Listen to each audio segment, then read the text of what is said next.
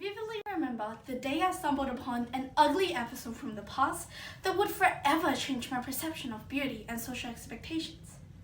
I was an adventurous kid and often sought for treasures in my grandmother's attic until I discovered a delicate and tiny pair of shoes. I remember the feeling, a strange knot set in my stomach when I was told that the shoes belonged to my great-grandmother. At the young age of 6, my great-grandmother was forced to bind her feet so tightly that they didn't grow any bigger as she went through puberty. The significant force broke her toes, and the toes were pressed into her foot. It was the societal pressure which forced my great-grandmother to bear such extreme pain. In the past centuries in China, women were admired for having petite feet. By having smaller feet, these women were considered as elegant as a lotus and were more likely to marry into a better family. So the thought of my great-grandmother enduring such pain and deformity in the name of beauty left me horrified and bewildered. How could something so torturous be associated with beauty? Well, today I invite you to examine how the ideal body has evolved over the ages and the role of societal pressure in perpetrating body shaming. From ancient civilization to our current generation, the notion of an ideal body has undergone a multitude of changes due to mercurial societal expectations. Women, especially, have been ensnared by a relentless pursuit of beauty, which has forced many to alter their own body. From archaeological evidence, we know that early hunter-gatherers regularly engaged in tattooing and other body modifications. Even today, some tribes in remote areas still carry on such practices. Have you heard of the Kayan tribe of the Southeast Asia? In Kayan society, women were wearing heavy brass coils around their necks which compressed their shoulders and rib cages in order to create the illusion of a longer and more slender neck. Imagine the life of these women who carried the weight of social expectations quite literally on their shoulders.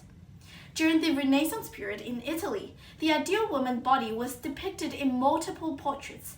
For instance, the painting The Ideal Portrait of a Lady, subject Simonetta Vespucci, was believed to be the most beautiful woman in Italy due to her fair and pale skin. During the period, women admired Simonetta so much that they intentionally made their faces more pale by putting leeches on their ears to drain their blood from their cheeks.